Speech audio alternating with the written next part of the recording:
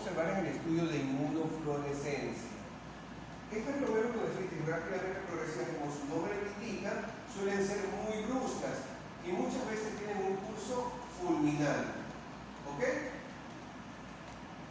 A veces resulta que la respuesta antígeno-anticuerpo no reconoce o no diferencia membranas basales. Por tanto, voy a atacar al mismo tiempo a la membrana basal glomerular como a la membrana alveolar. Entonces, en esos pacientes se produciría hematuria como parte del síndrome nefrítico y se produciría hemoptisis como parte del daño de la membrana alveolar. Eso se conoce con el nombre de síndrome de Budd-Pasteur. ¿Ok?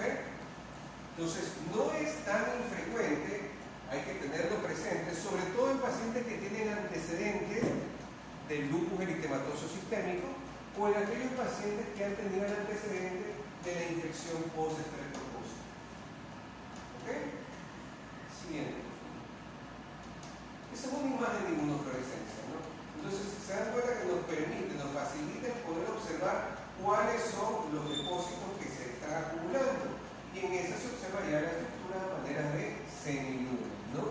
Entonces, todo esto que hace, produce como un bloqueo, como que tapa la membrana basal glomerular y por tanto disminuye el índice de filtración glomerular. ¿Ok? Por eso es que disminuye la eliminación de elementos azoados y se produce azoemia en esos pacientes. ¿Ok? Así es. La glomerulonefritis rápidamente progresiva puede tener diversos tipos de patrones de infiltración de los depósitos en las membranas basales glomerulares. Lo importante aquí es que nos permite determinar cuáles son los componentes. ¿Sí?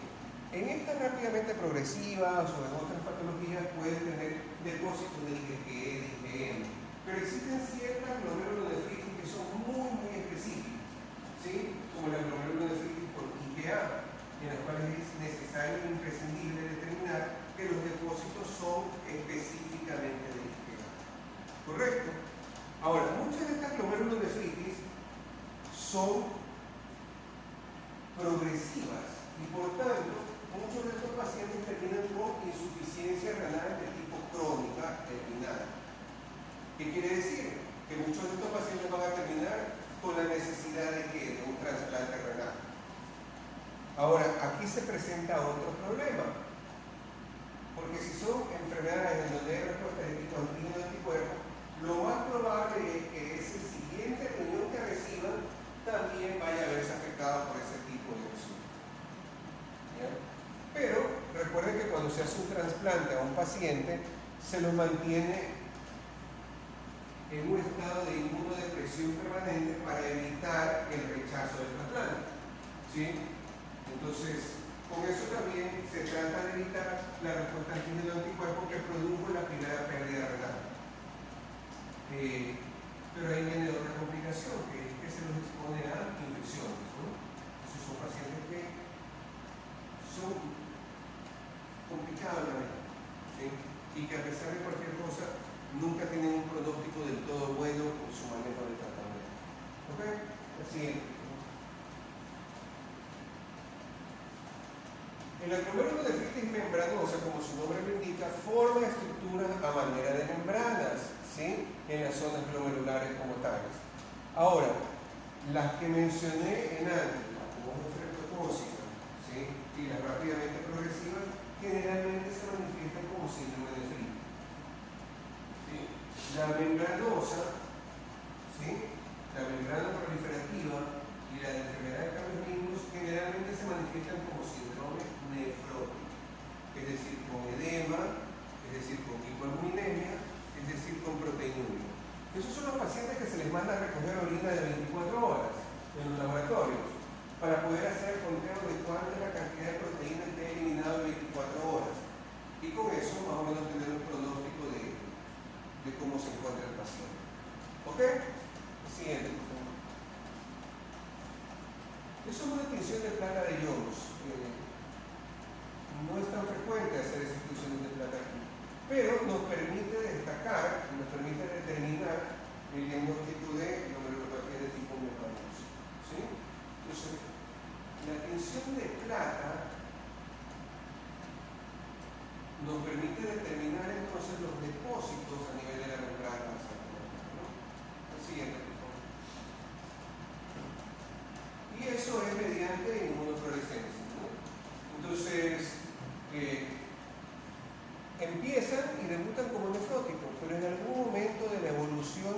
paciente, podrían hacer síntomas de nefritis, podrían hacer hipertensión, podrían hacer hematología. Y miren lo que dice aquí, un 10% de los pacientes pueden desarrollar insuficiencia renal crónica terminal en un periodo de 10 años. ¿Okay? Entonces son pacientes que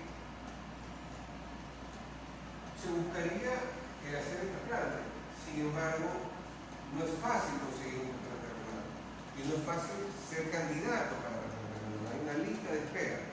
Por tanto, son pacientes que durante algún tiempo o durante mucho tiempo van a pasar en diálisis. El siguiente. La glomerulosclerosis focal y segmentaria, como su nombre lo indica, afecta a ciertos glomérulos, que sé yo, aquí hay un grupo de 10 glomérulos, este sí está afectado, el de acá no, el de acá sí, el de acá no. Por eso es focal, ¿no? Y segmentaria porque no afecta a todo el glomérulo como tal, sino a una porción del mismo. ¿Ok? Se dan cuenta que aquí se mantiene como que la estructura de los vasos separados y todo esto, y acá se hace como más sólido, ¿no? Como más difuso. Entonces, por eso es el nombre de focal y segmentaria. Esto no significa, ¿sí?, que por eso es menudencido, ¿no? Muchos de los pacientes también progresan en insuficiencia renal crónica terminal en un lapso aproximado de 10 años.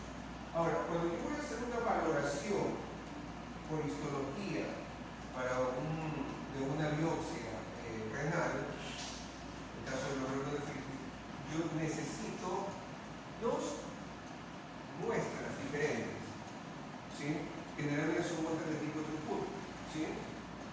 Pero necesito dos muestras en envases distintos. El uno va sin formol para el estudio de inmunofluorescencia, como lo mencioné antes, y el otro va con formol para el estudio de histología regular, hematoxilina y eosina, ¿sí? Y en caso de que vaya a requerir hacer tinciones como, qué sé yo, paz, piensa o plata, ¿sí?, para las diversas valoraciones por diversas probables causas. Entonces, eso por un lado. Dos, se considera que un cilindro es válido para su estudio, ¿sí?, cuando tiene una cantidad adecuada de glomérulos en sí. Es decir, si yo tengo un tejido en donde tengo uno o dos glomérulos en todo el Trucur, no es representativo para el estudio. Entonces, si yo tengo en cambio un Trucur en donde tengo 4, 6, 8, 10 glomérulos en ese filamento, es un fragmento que ya es válido para el estudio. ¿Ok? Entonces tiene que ser representativo. Por tanto, si voy a hacer una punción para obtener una muestra Trucur, lo ideal es no sacar un solo filamento, ¿no? Lo ideal es sacar, qué sé yo, 2, 3 filamentos para un estudio, 2, 3 filamentos para el otro estudio. ¿Ok? El siguiente, por favor.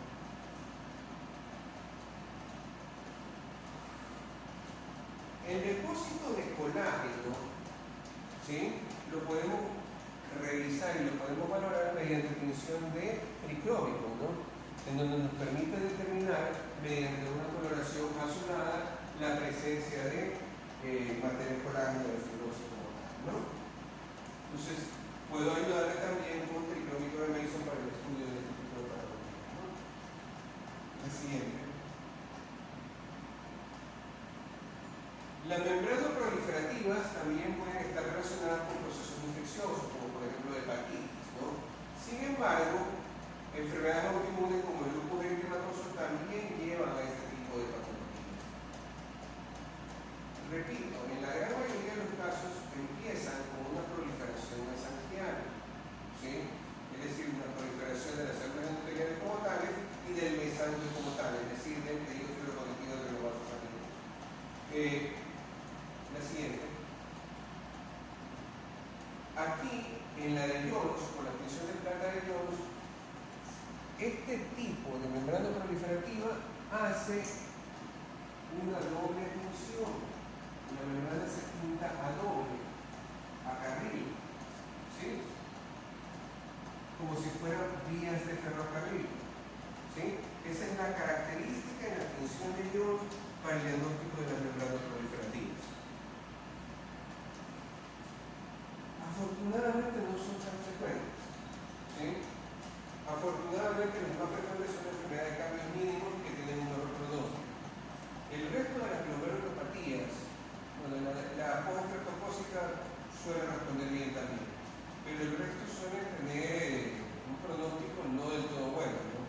Y muchos de los pacientes terminan en insuficiencia renal crónica, ¿no? Siguiente, por favor. La siguiente. Ok. Ahora, cuando yo voy a valorar ya un riñón entrado en insuficiencia renal, voy a observar extensas áreas de fibrosis, voy a observar pérdida de glomérulos como tales y voy a encontrar depósitos de sustancias tipo coloides o tipo amiláceas, sustancias como muy eosinofílicas en el interior del glomérulo, incluso reemplazando a glomérulos. Es más, en los riñones ya de insuficiencia renal crónica terminal se produce un cambio glomerular eosinofílico marcado en el interior y toman las características como si fueran similares a los folículos tiroideos. ¿Se recuerdan cómo son los folículos tiroideos, no? La capita alrededor, el centro y en medio material amiláceo rosado. ¿Ok? Eso sucede también en los riñones con insuficiencia renal crónica. A ese fenómeno se lo denomina tiroidización renal, porque tienen características similares a los folículos tiroides. Entonces, si yo encuentro un riñón con esas características, más infiltrado inflamatorio crónico, linfocitario, intersticio, estoy ante un riñón con insuficiencia renal crónica, ¿no? ¿Ok?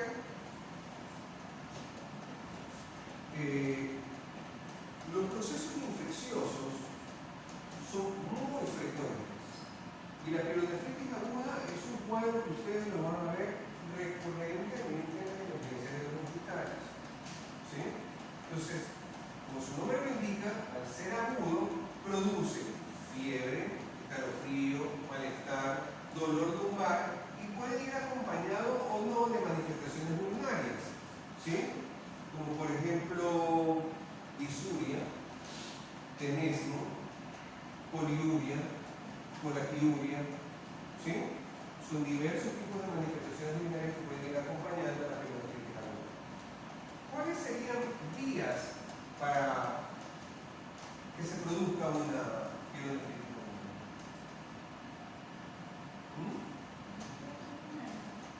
Por infecciones ascendentes de la vía urinaria, ¿no? Esa es una de las vías y es una de las más importantes, correcto, así es.